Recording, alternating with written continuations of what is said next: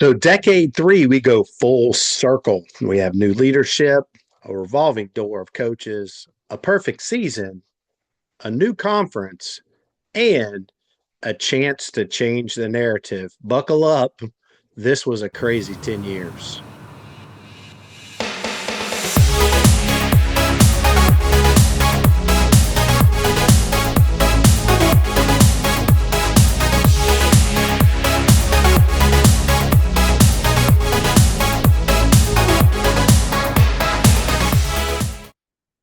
Welcome into One More Night, a UCF podcast, one team, one heartbeat. This is Coach Wolf, and today we're going to talk about decade three of Division I football for our UCF Knights.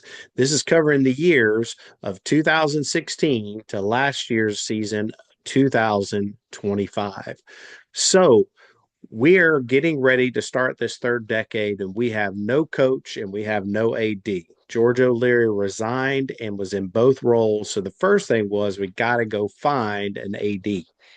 So they end up hiring Danny White, who was from Buffalo. Now, at Buffalo, he had some big hires. And so that was one of the reasons he was on the radar for us. He had done a lot of things for Buffalo as far as, getting some excitement there. He had hired Bobby Hurley and also Nate Oates as basketball coaches during his time there. He also hired Lance Leopold, who is at Kansas right now. So he had some big hires of some coaches that were showing some success for a team that's in the MAC. And so, he'd been in some of the associate roles there for a while. So he came to us, and his first job, of course, was to go get us a head football coach. So Danny gets on there and starts interviewing. He ends up locking up Scott Frost, who was the offensive coordinator, QB coach at Oregon. And Oregon was part of some high flying offenses. So that really excited the fan base. So when Scott got here, he pretty much kind of tagged it as UCF fast was kind of going to be the offense, and UCF fierce was going to be the defense. So he puts his coaching crew together, and we would go into 2016. Justin Holman was going to be the quarterback, and he started the South Carolina State game, which was our home opener, which we won, I think, easily, like 38-0. But then we would go on the road to number 5 Michigan, and they were really good at that time. Really handled us. It was a 51-14 blowout loss, but the only thing is Adrian Killens was one of our running backs, real small guy, 185 pounds, soaking wet. Yeah, he wasn't even 6 foot tall, but track star. And the only thing I remember from that game outside of just getting whooped is him breaking out for an 87-yard touchdown run. He just hit the hole and got up the sideline, and he like runs across and does his little track, like he hit the ticker tape of the track at the end of a race when he hit the end zone. So just exciting to see that much speed for sure. But then Justin really struggled.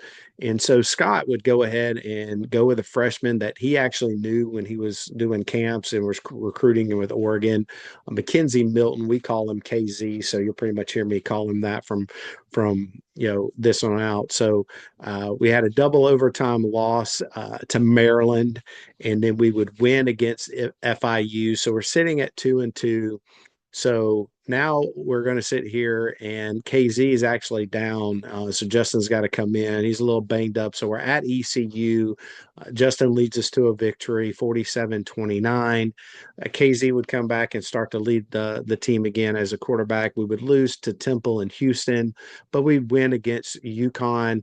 And it's funny because now I've started to see, because it just said rivalry before on the when I was looking back at the history on Wikipedia, and I just started laughing. I was like, it's funny now because they actually have it titled what UConn called it, which was the civil conflict, North versus South. And I told you about the whole trophy in the last one and everything, but it's actually titled that now, which is kind of funny. Again, we didn't recognize it, but it's something they did, and it is on there. So, but then we would also become bowl eligible with wins over Tulane and Cincinnati. Cincinnati, they also had on that page. is starting to become a rival. And that one was, I mean, really with, the American, Cincinnati was probably the one that we had the most with, even though we played Memphis. Like you're going to see, we just had so much of a winning record against them. It wasn't really, I wouldn't really consider it a rivalry. And now we've lost South Florida. So it's just one of those things where Cincinnati, I think, has been more of that back and forth throughout our time.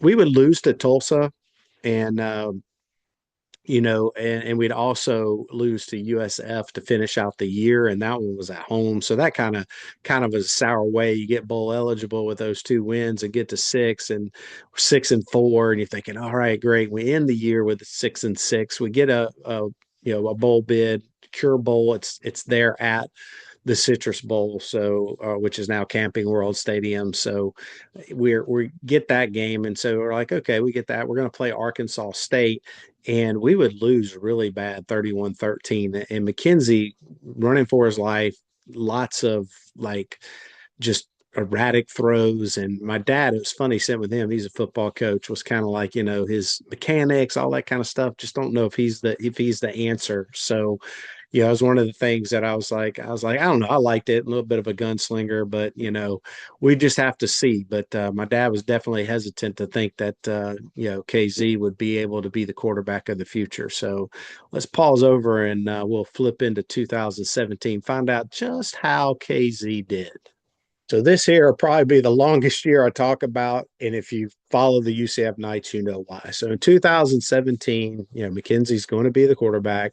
We get a win over FIU, and then a hurricane comes through and ends up canceling the Georgia Tech. We were going to play Georgia Tech, and we got that game canceled, and also the Memphis. I mean, it just really, between preparing for the storm coming through, and then the cleanup, we just really, were just out of sorts. The football team, actually had to kind of dodge it and move, and they were trying to keep them together, but schools were canceled. I mean, it was a tough, definitely a tough time. And so our next game was not until like 3 weeks later, and it was at Maryland. We would go up there. McKenzie would have a good game. We'd win 38-10. But now we have a game. We're supposed to be playing Maine at home, but with the Memphis game being canceled, that is a conference game. And it's really more important that we get that game in for conference standings and everything like that. So we actually paid out Maine. Felt bad, here they don't get a game, but they still got the payday. But we rescheduled Memphis on that end of September game that would have been Maine, and we handled Memphis 40-13. We're now 3-0. We get our first ranking with under Scott Frost. We're at number 25 in the poll. He actually gets an ESPN interview, and they're talking about all these things, and Scott's just like, we haven't done anything yet. We're 3-0. It's a long season. Some teams had already played 5 games at this point, but we would continue on, and we would win at Cincy. We'd also win at home versus ECU, but then we're going to go on the road to Navy. And this was one of the things that was pretty interesting. Now, if Scott Frost, when he played for Nebraska, it was an option offense, very similar to what Navy runs. And so wasn't really worried about offensively. He kind of had the offensive game plan down and what he wanted to do to attack, but the defense was struggling with the concept. So he actually went over there. There's actually practice video of Scott running basically the defensive uh, team for the offensive players for that when he's running the option. So he's over there basically running the scout team. So he's over there running that option for his number one defense to pick up so that they could kind of understand what it was going to look like. And I guess he just couldn't find a quarterback on staff that could actually run it correctly. And he really wanted his first defense team to see what they were going to face from a scout guy. So he went in there and ran it. So that was pretty funny, seeing him out there. No helmet either, but he's just out there, he did make kind of a comment. It's like, I'm getting to be an old guy, it's a lot different, but it'd pay off, and we'd end up pulling out the victory, come back, play Austin Peay 73-33, just whooping. And then we would go to SMU. That was the tough one. It was on the road, struggled a little bit, but had a couple of big plays to pull out there at the end. And then we would win at home versus UConn again. the rivalry that they called civil conflict, and then we'd win on the road at Temple. Now we'll talk about that Temple game. It was up in Philly. We'll talk about that one here in a little bit, but we're coming back and we're getting ready to play the War on I-4, and it's going to be on Black Friday. The thing is this is the first time that both teams would be ranked. We've never been ranked when we played them, but they'd been ranked a few times, and they had just really beaten us pretty bad.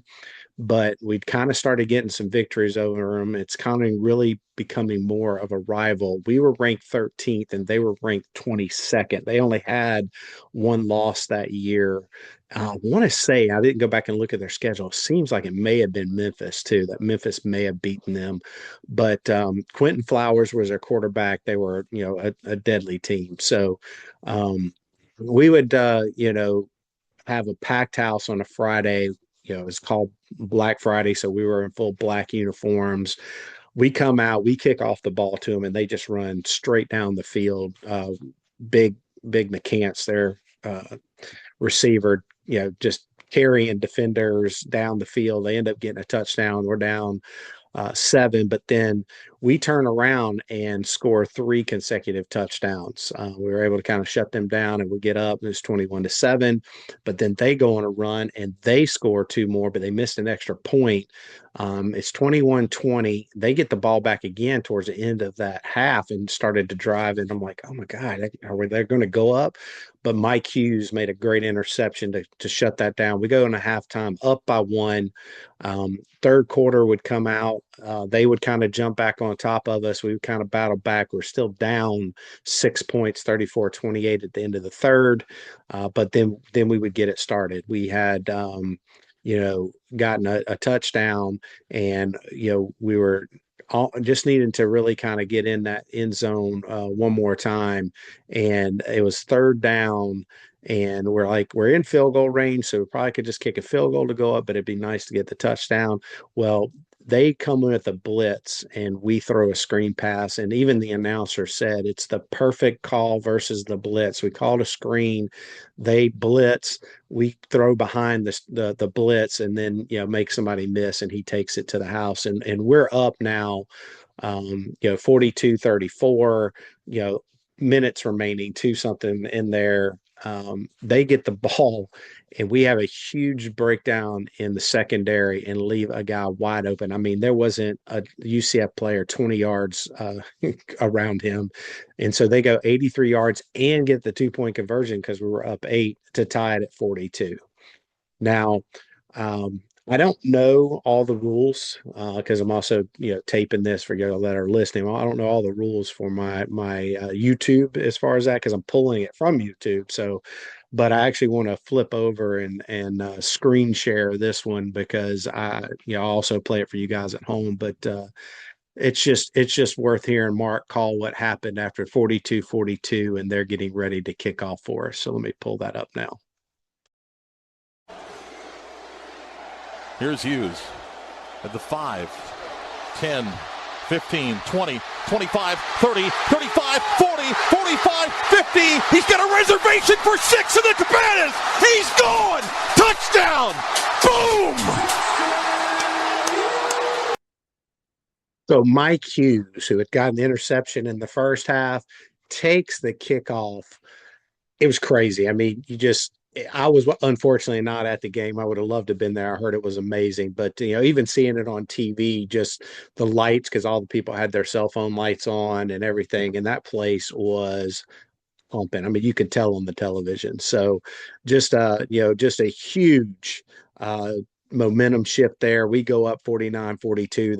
They would make a drive. I mean, Quentin would get them down the field, and then we would end up punching out a ball that their tight end caught, fumble it, and then we would recover and run out the clock and win that Black Friday game.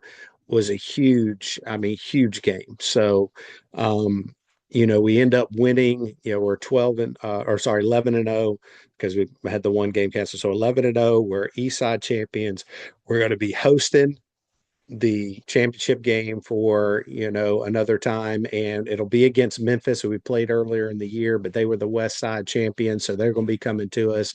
And so we get into that Memphis game, that championship game, and Memphis smacks us, a little bit right at the start, and they would get up, but then we would answer back multiple times by getting a couple stops, a couple big plays to Jordan Akins for a touchdown. We'd end up getting at the end of the first quarter, even though they came out hot, we came up back and we were up 17-7. But then they got where, I mean, we were breaking down some on defense. They were having big runs, they were having big pass plays. We didn't have a lot of answers. It kind of had us on our heels in that second quarter, and they would run up, and get 31 points. We had to actually get a field goal just to get, to 24 points, actually, no, yeah, because the field goal. No, we had an extra touchdown. I apologize. So we scored an extra touchdown to get it back within 7. So, they got up on us, and then we were able to at least only be down 7 at half. And then we would come out third quarter again. Now we're going to get the momentum. We get up 45-34. But again, running and passing, we just, a lot of breakdowns, and they come back and end up tying at 48-48. And not only that, they were driving down at the end of the game. We're going for a field goal, had a penalty, pushed them back, and then missed it anyway. So luckily did not, win on a field goal. We would go into overtime.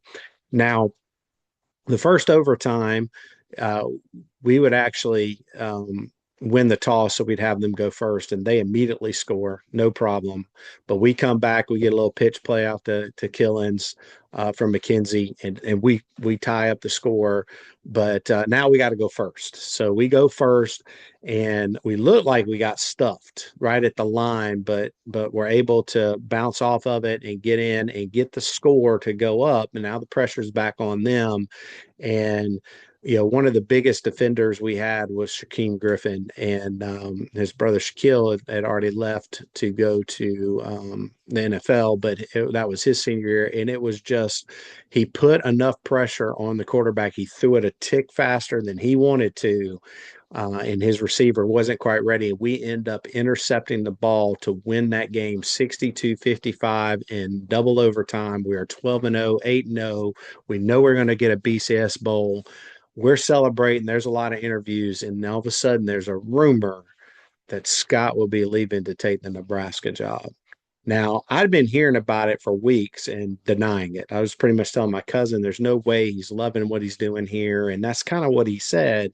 But, his alma mater was calling him, his parents are up there. Um, there was just a lot of pull up there. But I guess when he was up at Temple, I told you I'd come back to that Temple game. When they were up at Temple, I guess they had some people there from Nebraska, and he kind of pulled Scott in and had a meeting with him while he was in Philly, and they kind of started working out some details of possibly making this happen. And it does. So we end up getting the Peach Bowl invite. Auburn's ranked number 7 and UCF's number 12. And Frost sides, he's going to do double duty. So Frost sides that he is going to still coach this team because it's just what's right for this team to make sure that they get a chance to go for an undefeated season and a BCS bowl win. And at the same time, he's recruiting and flying up and doing everything Nebraska, pretty much taking his whole coaching staff. So they're kind of some split roles back and forth. At this time, of course, Danny has to go ahead and fill the position. So he ends up hiring Josh Heupel, who was the offensive coordinator at Missouri, who had been at Oklahoma, was an Oklahoma quarterback and Heisman finalist there. So, I mean, pedigree of good offense again. So there was a little bit of excitement. Yeah, we're losing Scott. Sad, especially with the season we're having. But then, we also looks like we have a decent coach coming into us for the next year. So we would end up at Auburn. I mean, they were actually favored. Auburn had only lost to Clemson, who was the third-ranked team that year. They lost on the road to LSU in a close one, 27-23, but they had 2 big signature wins. And that was against Georgia, who at the time was ranked number 1. They beat them 40-17. And then they would beat Alabama, who was then number one when they played their rivalry game, and they would beat them 26-14. So then Alabama is basically knocked out of the West. So Auburn is West champions, but Georgia is the East champion. So there's going to be a rematch. And in that rematch, Georgia came ready. It came ready, and it was 28-7 loss for Auburn Tigers that day. Now, the interesting thing is the game against Clemson was played as a kickoff game at Mercedes-Benz in Atlanta.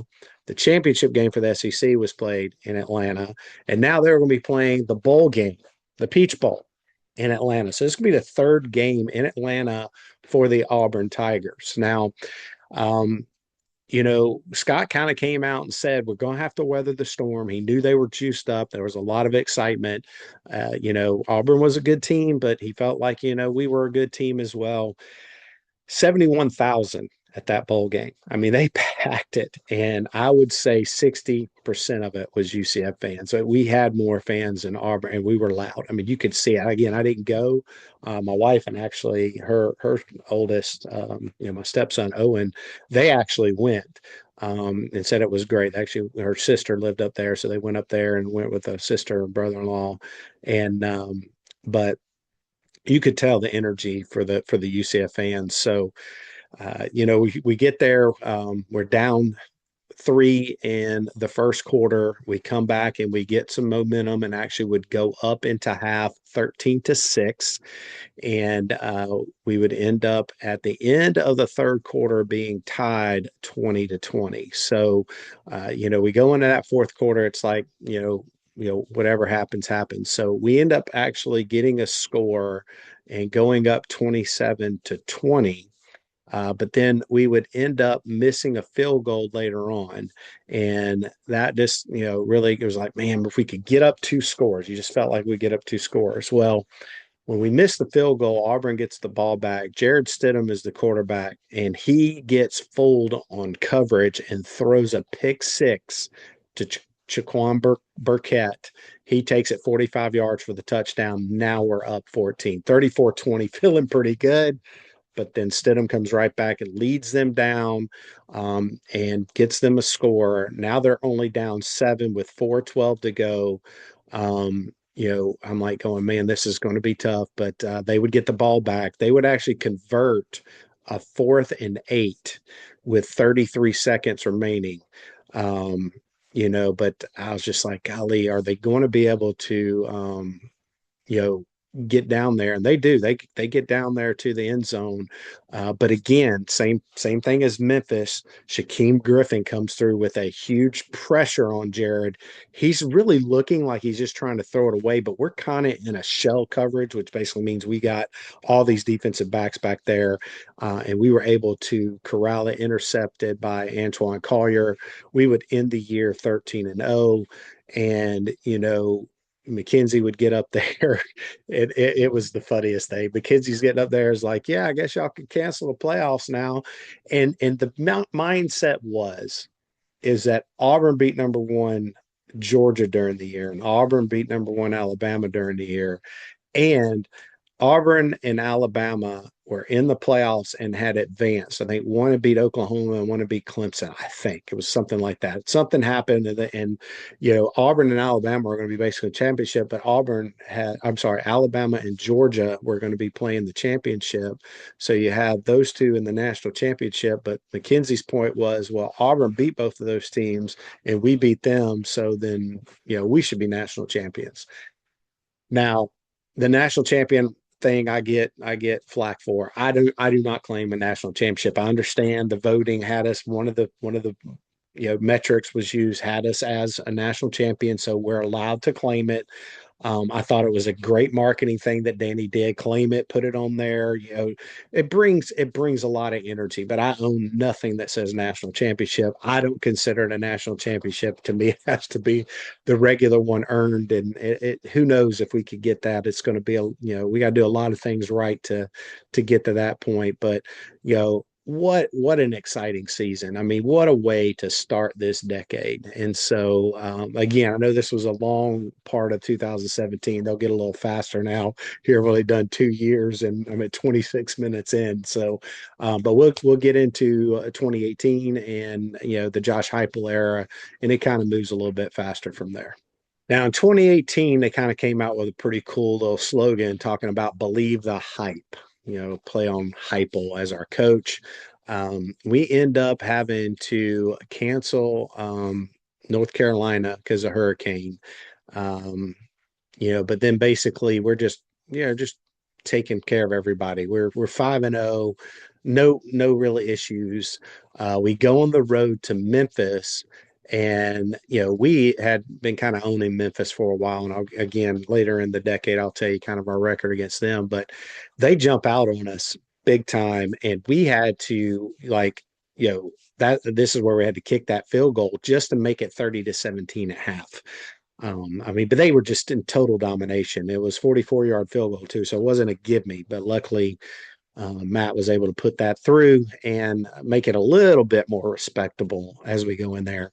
And then start of the second half, huge rainstorm. I mean, just not lightning or they had to cancel, but just totally soaked the field. And we're playing in this, and we're down 2 scores. Basically at this point. So we've got to get some momentum. It's a 3rd and 9. We're at our own 21.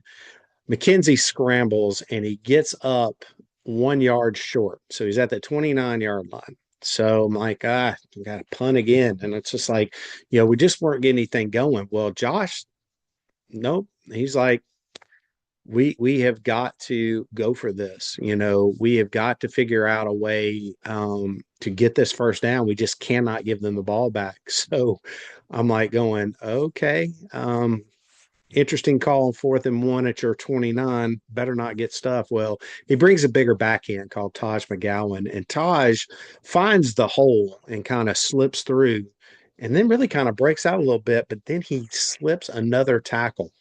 He would take it 71 yards for the touchdown. 4th and 1, everybody's at the line. And once he got through and then he slipped that one tackle, there was just nobody back there because they beefed up. But the offensive line, great job by Taj. Pad level getting down there and just kept his feet churning and ended up hitting wide open spaces. And so that would be huge for us. Then there was some ball security things where we exchanged fumbles. But then they were on the 23-yard line, so it looks like they're going to be going in and getting another score, but they fumble, and we ended up going a 74-yard drive to end up taking the lead at 31-30. And we would hold them on defense and come away with a huge comeback victory, holding them to no points in the second half and getting the victory 31-30. And we were at this point, this is where I said, well, gosh, it seems like we're beating Memphis every single time. And I went back and looked, and we were 12-1 against Memphis at that time. They'd only beaten us one time in 13 tries. So we would have 3 more games, and we'd end up 9-0. And we were going to be hosting Cincinnati, who had been starting to get better and kind of had picked up kind of that rivalry status. They were ranked number 24. Of course, we were ranked as well because we hadn't lost since 2000 and 2016, because we were undefeated last year. So we've run off all these victories, and Kirk Herbstreit comes on with the announcement that game day would be coming to UCF. Boy, were we excited. I mean, the energy, and they even stayed there like, wow, this was definitely one of those. And it was a night game too. So you had early morning and then people kind of left. A buddy of mine stayed up there the whole time, just kind of hung out while everybody left and then waited for the party to come back. So he was a little tipsy, and it was so funny that night. He was constantly, doing the, JFK or not JFK. Yeah, JFK speech. He's like, we choose to go to the moon, and the other things. And he kept saying, what are the other things? Like, I want to know what the other things are. And he would do the whole thing, we go to the moon and the other things, not because it is easy, but because it is hard. And it was just so funny. I mean, just the energy around that game. And it started off, Desmond Ritter was our quarterback, and poor guy, I mean, we end up they get the ball first, and their first two plays were two false starts. So they lose 10 yards in the first one. They would end up going down and getting a touchdown, missing the extra point. But then we would run off three consecutive touchdowns, go up 21-6 at half, and then just really dominated the second half, winning 38-13. Game day there, big victory, great crowd. Then we would head to USF. And unfortunately, this is where the year took a turn. And in the second quarter, KZ is making a run and gets tackled and has a severe knee injury. Like, you could see the leg just get twisted and flop around. It was a very ugly sight to watch, but a very substantial injury to KZ. But immediately going into surgeries and trying to heal. We would be up 17-3 at half, and Daryl Mack Jr., the backup quarterback, would come in, and he would just continue to move the offense. We'd win 38-10, but found out that McKenzie is definitely out.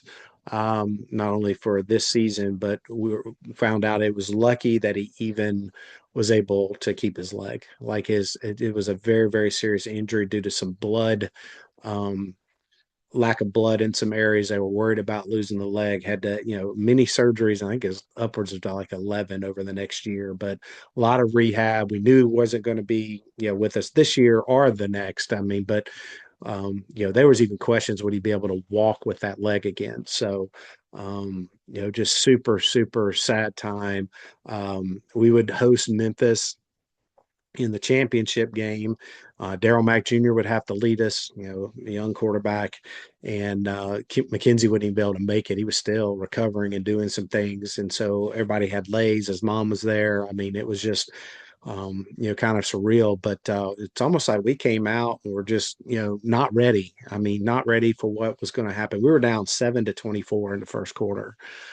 We would get back into that game only to end up muffing like a little trick play. I tried to do a little trick play and muff a punt, and they would get the ball back at 150, and we were already down 31-21, already down 10, but hopefully that was the most we are going to be. Maybe we could score with 150 left, but we muff it, give them the ball back, and they score again. So it's 38-21 at half. It is just not looking good.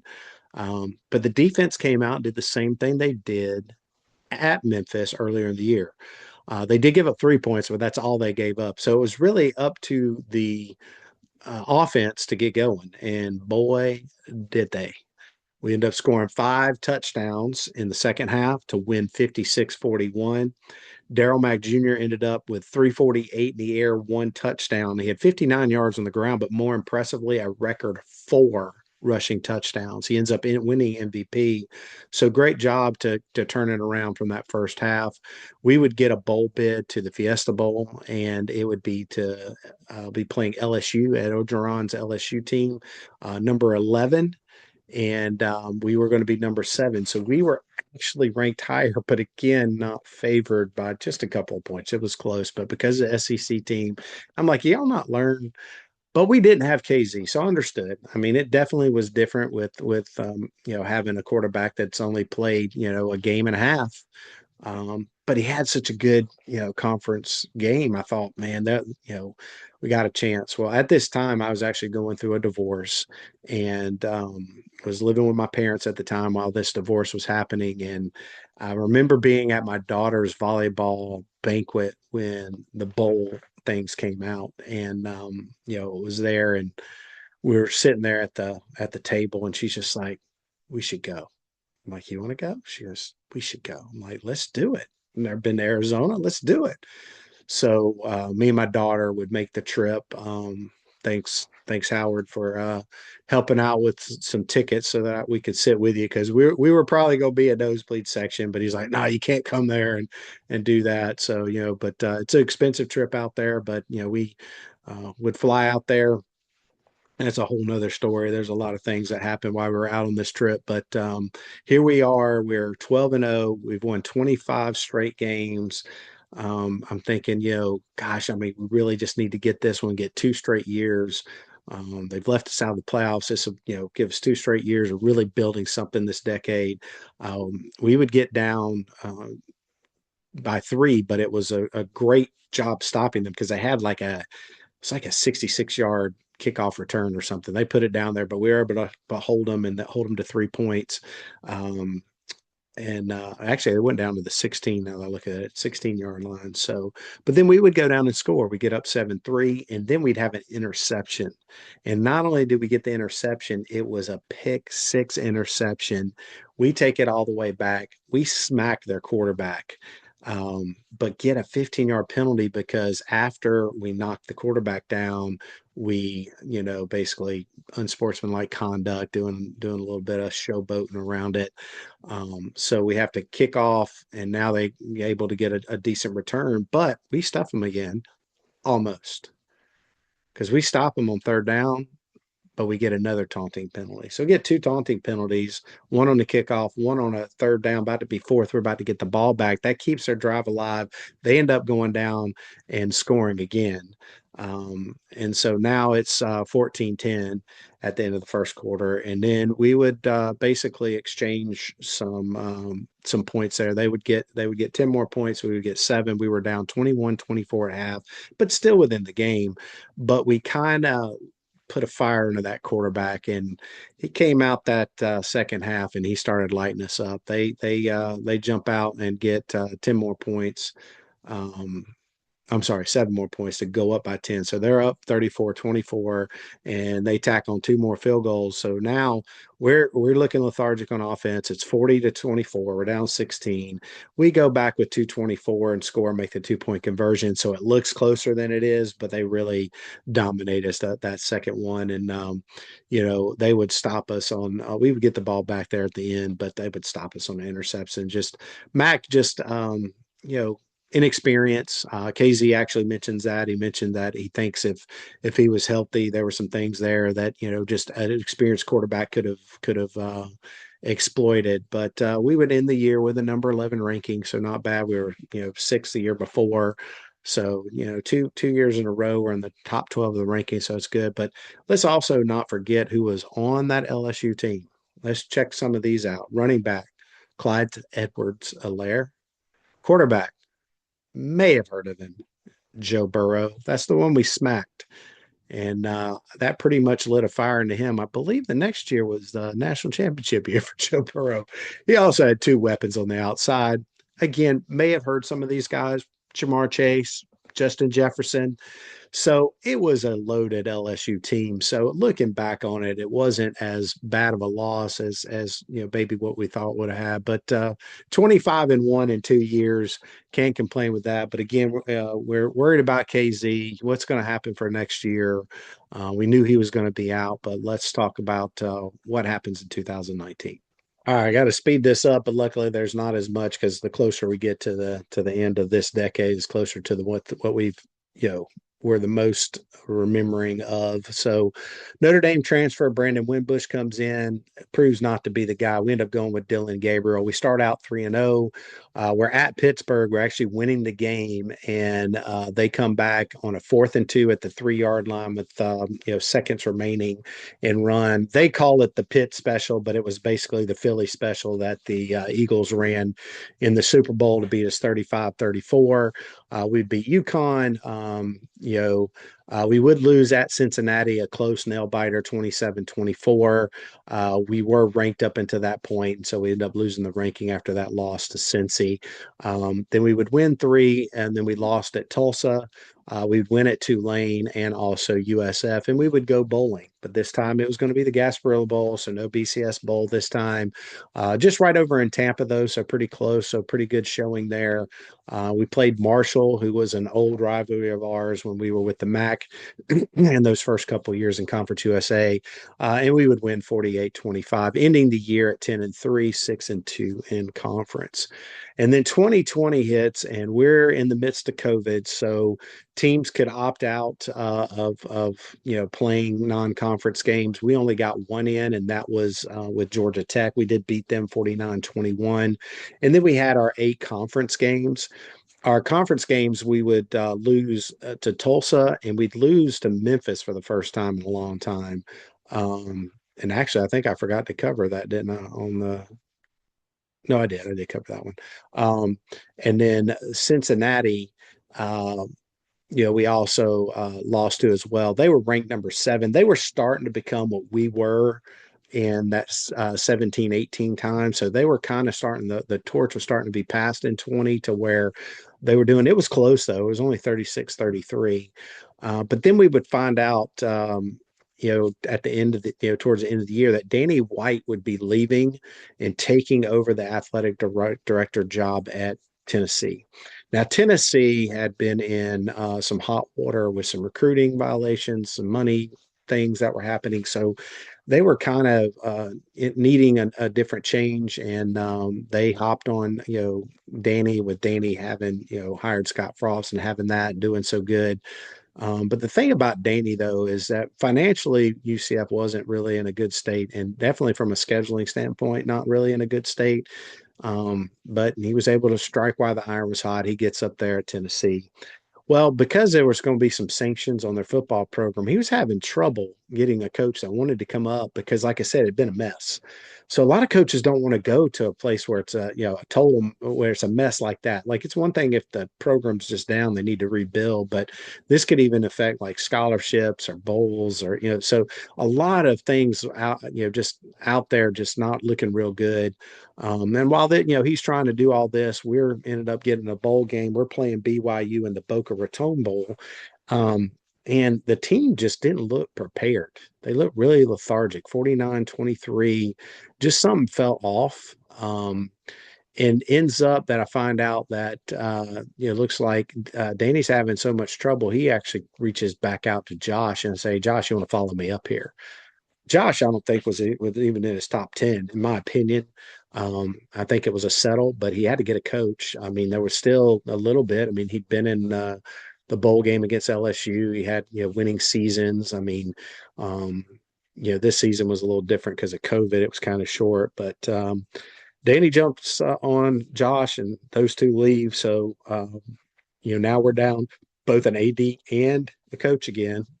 And on top of that, KZ wants to transfer because he has actually rehabbed to a point where he's probably going to be able to do football again. But kind of felt like this was Dylan Gabriel's team now.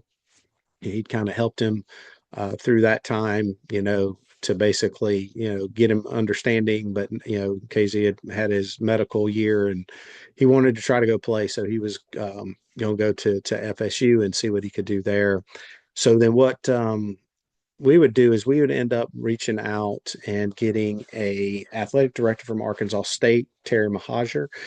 Terry had been an AD up there and been, pretty successful with some things. A real energetic guy, on social type stuff. So, came in with, some good energy and stuff, but, he had to sit here and replace Josh. And again, coaches, it was tough. It was tough trying to find somebody. Well, at this point, Auburn had fired Gus Malzahn, and the one thing I said is, please no Gus Malzahn, please, because I was an Auburn fan kind of semi because of my roots of Alabama. And sure enough, Gus gets hired by Terry.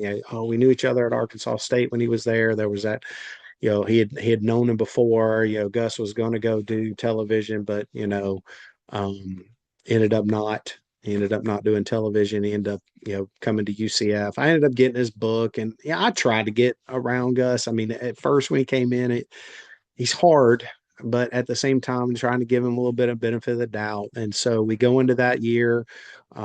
we would play Boise State, and it was at home, first game of the year, and we had a almost 3 hour rain delay. We kicked off at 9:46, would end at 1:30 in the morning, but pull off the victory 36-31. And then we would win against Bethune-Cookman College before going on the road to Louisville. And in Louisville, we really blew a chance. We really had a chance to win that game. We had gotten to a 35-35 tie. We were going back and forth with this team, but we really tried to push too hard there. Probably could have just played for overtime, but tried to make a pass that really wasn't there. Ends up throwing a pick six, Gabriel does, and now they're up on us. And then we try to trick play at the end to try to see if we could do like a hook and ladder or something. And Gabe ends up getting hit awkwardly, falling on his clavicle and breaking his clavicle. So now he's out. Now he's not out for the season per se, but he's got to let that heal and do that. Well, it ended up that basically Gabe was not going to be coming back. He was just going to use that as a redshirt year, get healthy, and we found out that he was going to transfer. But Mikey Keene was a young freshman quarterback, and he would come in on like one of the worst ones was at Navy, and Navy's just defensively they're just difficult because they're just a very difficult team, I think, offensive and defensively to play.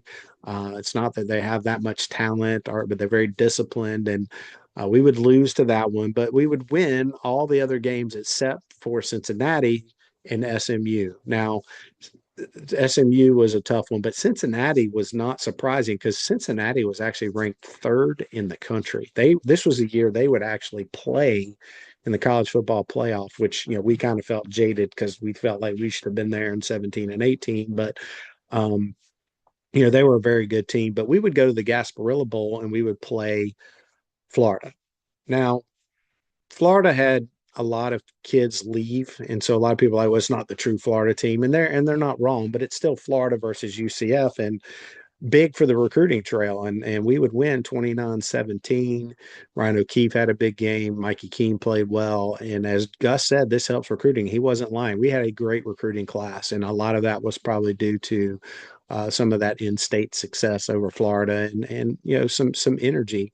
And not only that, but in 2022, we find out that we're going to be entering the Big 12. So we're getting excited. So yes, we lost Gabe. He went to Oklahoma.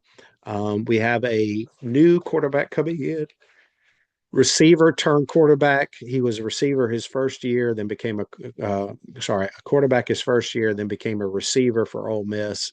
But then really wanted to get back into quarterbacking. Gus had looked at him when he was at Auburn. So John Rice Plumley, or who we call JRP, comes in.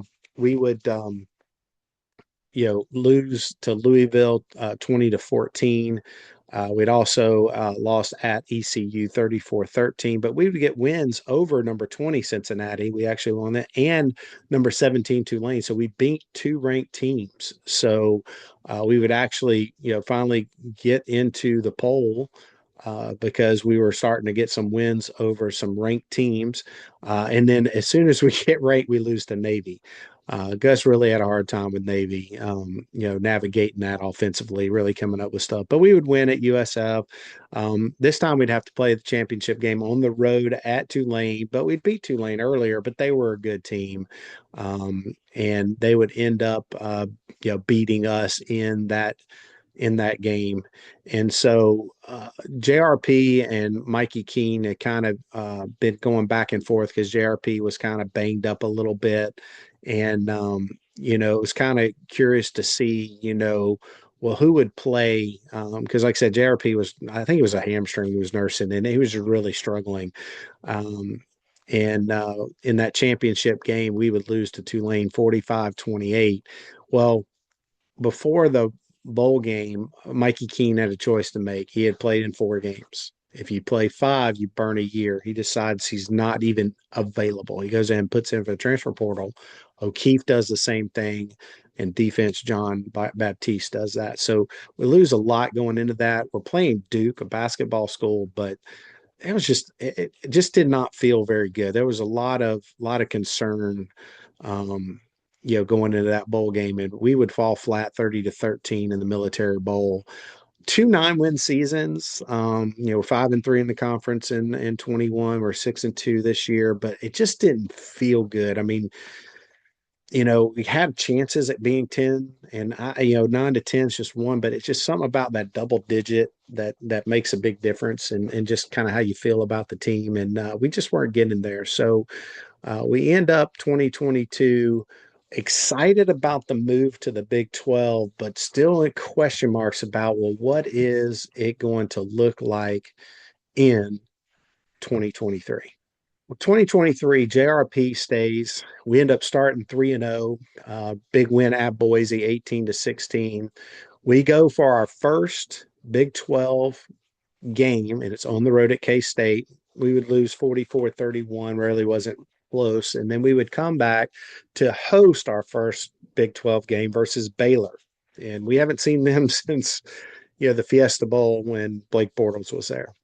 Now, I was actually at my high school reunion, and I've told this story before multiple times on my podcast, but we were up 25 points in the fourth quarter, felt pretty good, left to go to the reunion, only to find out the people coming and sorry to hear that you lost because we blow a 25-point lead in the fourth. I was actually, when we played Kansas, we were on the road at Kansas. I was actually coaching my volleyball team in playoffs. And by the time I got out to the truck and turned on the radio, we were down 24-0 in the first half. Lose that one 51-22. We'd go on the road to number 6, Oklahoma, where we would see Dylan Gabriel. And Dylan struggled that game to score. He was moving the ball, but defense was keeping him out of the end zone. And we would end up, holding them. I think we were up 23-17, I believe. And then they would come back and they would end up getting the lead in the second half. They were up 31-23. But we would sit there and we're like, okay, we're making a drive real late in the game.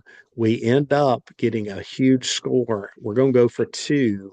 And if we get this, we're probably going to overtime. And it was a razzle dazzle play that only had one receiver in the route where 3 people were covering. I'm not sure what was thinking, but it's kind of like these little handoffs and they're going to do like a little pass, but they snuffed it out. It was terrible. So play calling just driving us nuts at this point between Baylor and Oklahoma. We'd lose to West Virginia. We would beat Cincinnati. And then we would have to host number 15, Oklahoma State. And, they had a running back called Ollie Gordon, who was just a beast. Gundy had him ranked again. I was like, oh, no, they're coming in here. Well, what I didn't realize is that I didn't realize we had space game magic until this year. We had won every space game that we had played in. And, we would take care of the space game because they may add Ollie Gordon, but RJ Harvey said, hold my beer. I mean, 24 carries, 206 yards, and 3 touchdowns. Ollie Gordon, 12 carries for 25 yards. Now, they had this big rainstorm, which I know was bothering Oklahoma State as far as ball security. They actually, I think, changed balls at some point because the balls they were using were just too slick in the rain. But, man, 45-3. What a way to just start the downfall of Gundy. That was the start, pretty much that ranking. And then from there on, Oklahoma State just did nothing in 04, and then he got fired, this past year. So now we would lose at Texas Tech 24-23. Again, close one, play calling kind of questionable. Then we would win versus Houston 27-13. We would get Georgia Tech at the Gasparilla Bowl. I went to that one as well. Brent Key's the coach, former UCF coach, and they would beat us 30-17. Really felt like we wasted RJ Harvey that year. Just didn't get the touches that I think he should have gotten. But at the same time, he ends up being, drafted by Denver in the second round. So So good for him, but it just was a first losing season for Gus ever at 6-7, 3-6 in conference, and he just didn't handle it very well. Gus was really, um, actually I overspoke. RJ didn't go this one, but again, should have been that. It's 2024 where um, Gus misutilized him, but Gus just didn't handle it well. But he goes out and he decides that he's going to get the next Cam Newton. And he feels like that person is KJ Jefferson, who's done nothing but get worse at his time at Arkansas. But there was still some hype. Big quarterback, can run or pass. Maybe he could be like Cam at bringing him in here, but it was a quarterback nightmare. I mean, this is what I was saying. RJ was a senior this year, only 1,500 yards. Probably could have had 2,500 if he gives him the ball more. 22 touchdowns. He got drafted Denver in the second round after this year, but really, unfortunately, we were down so much we had to pass to try to come back in with no quarterback because we started with KJ Jefferson. We'd win 2 home games. Somehow pull off a miracle comeback at TCU with a field goal.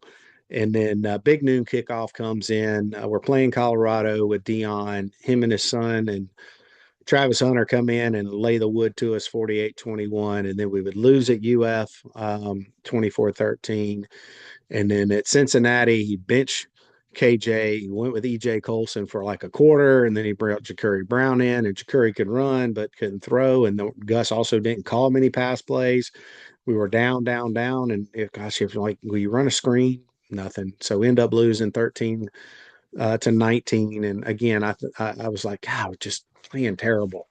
Go on the road to Iowa State, who's ranked number 9 at this point. We're actually up 35-30. And again, defense can't hold anybody. 11 plays, 80 yards with 30 seconds left. They score. Now, one of the things is that a lot of our fans were complaining because when Iowa State hustled up, they were on the 1 yard line. They hustled up to the line and tried to do a quick snap. And the left guard went way early. Like you can see in the replay, he left way before the ball was snapped. We're all like, false start, false start, false start. And you're not wrong. It was a false start. But my thing is like you've had third down opportunities to get them off. You got to get them off the field and get the ball back and run the clock out. So, yes, he missed the call, but at the same time, you can't keep putting yourself in those situations. But we were constantly doing that. Number 11, BYU, another loss, 37-24. He ends up going with Dylan Risk. So Risk comes in. Now he's starting the space game. Again, space game magic. We play Arizona, who's not a very good team, but 56-12, just RJ just goes nuts again, 184 with 3 touchdowns. We go to Arizona State. We're up, but we give up a block punt and with some razzle-dazzle, crappy like throwback on a kickoff that ends up getting intercepted in return for a touchdown where we lose 35-31. So again, it's just play call after play call. I'm done with Gus. Like Gus is dry. And this is the same reason why it bothered me at Auburn. And then at West Virginia, we would lose 31-21. So now we're 4-7. We're definitely not going to a bowl game. First time that I think in Gus's history. And then we would host Utah, but let's cap it off. Let's cap off. Utah was supposed to be like the best team, had lost 2 of their quarterbacks, or only their 3rd or 4th quarterback. I mean, we were too, but still, theirs was at least due to injury. Ours was due to just poor play. Rainy game. I was actually at a wedding. Thank goodness I didn't have to watch this. I was actually at a wedding with my wife, and caught the score on the way back home when we were heading home. They lost 28-14, 4-8 season, 2-7. Next day, Gus announces he's leaving and heading to Florida State as the offensive coordinator. Wow, 24 hours. That was a quick turnaround. I mean, they might just say, hey, looks like you're having a rough time there, Gus. You want to come over here? I mean, this is something that had to be in the works. And this is my thing about Gus. And I hate to put it out there on air and tape and everything, but to me, he does well when he's winning. And when he doesn't, it's always an excuse. And he quit on this team. When it didn't go well with the KJ Jefferson, he made a mistake. You just need to own the mistake. He kept giving up play calling and taking it back because it wasn't working. And College football's changed. I got to be like, over all this stuff. And I just a big crybaby. So the fact that he went up there and FSU still didn't do anything, and now he's actually retired. I just, like I said, when I look back over, I think he's a great offensive mind. I read his book. I mean, I think he has some, very positive things. I mean, you follow his career. I mean, he had some, especially in high school. I mean, he has some records there in Arkansas that are super impressive. And but just think he's kind of a whiner, and doesn't want to take accountability. This job is hard. I tell you, winning football games is hard, and being a head coach is just hard. It's just hard. And with Gus gone, I had no idea where we would turn to. But who knew that a familiar face would come back? Can't believe this is running an hour. But last year, we're going to talk about 2025. So I should have known this was going to go uh, this long because it's 5 pages of notes I took down. But this was an exciting decade. But we would rehire Scott Frost and they would call it Frost 2.0. Here he does. He comes back. He's going to, have a losing season, then go undefeated. It's kind of like the Bush. And he's like, slow down. American different than the Big 12 for sure. But he also came in really, really late. Early signing day right around the corner. Didn't have a staff. Transfer portals open and guys have already visited and signed. We get into the season and it's just we don't even know who the quarterback is. And somebody said something. If you have three quarterbacks, you don't have one. So you have none if you have three quarterbacks. And that's what it was. We would eke it out versus Jacksonville State. We started with Francher. He gets hurt. We go to Jackson. Not impressive, but we win 17-10. Then, of course, we beat North Carolina AT&T in North Carolina. But we lose at K-State. We lose at Kansas because we can't put the ball in the end zone from the 1 yard line in 4 plays. Lose 27-20. Lose at Cincinnati in an ugly game, and Francher running for his life. In that one, we had 3-3 record. We're 0-3 in the conference. We do get a win versus West Virginia, who's in the same boat with us as Rich Rod, the two returning coaches. Both of them struggling. Then we go to Baylor, lay an egg, 30-3. Then we lose our first ever space game at Houston, 30-27, and had a wide open receiver, but Dalvey Belfort, the fourth quarterback again, not what you kind of expect to see that. Jacurri's not really working out. He's going to be hitting the transfer portal, so he's not coming in. So Davi comes in, throws an interception there. Then we go on the road to number 6, Texas Tech, 48-9. We come back home to Oklahoma State, who's fired Gundy at this point, worst in the division. Get down 14-0, somehow pull back that one and win 17-14. And then on the road at number 11, BYU, jump out 14-0, only to get outscored 41-7 the rest of the way, lose 41-21. There's going to be no bowl. We're 5-7. It's just one of those things where we just didn't have a good start to Frost like we did last time. It's a different situation. So in my opinion, a lot of people are like, this is year zero. A lot of people I don't believe in year zero. It's just basically he needed that first full year to be able to kind of get things. We're going to find out kind of where he's at this year, which is why I'm so optimistic. There's so many people down. I'm optimistic that this is an 8-win team this year, and that's because he's had time to build and do some things. And you look back. I mean, it was just kind of all new players, not really having a quarterback. You lose your offensive line coach.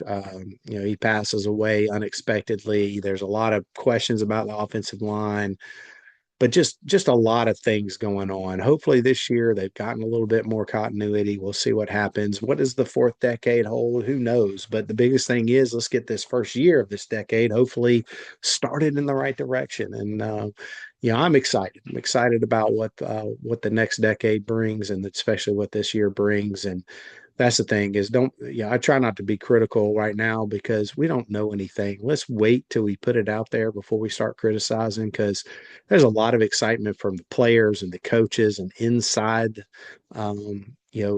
the athletics department right now, and it just seems like we're trying to, like what is the deal? And there's other things that are happening too, that I'll get to.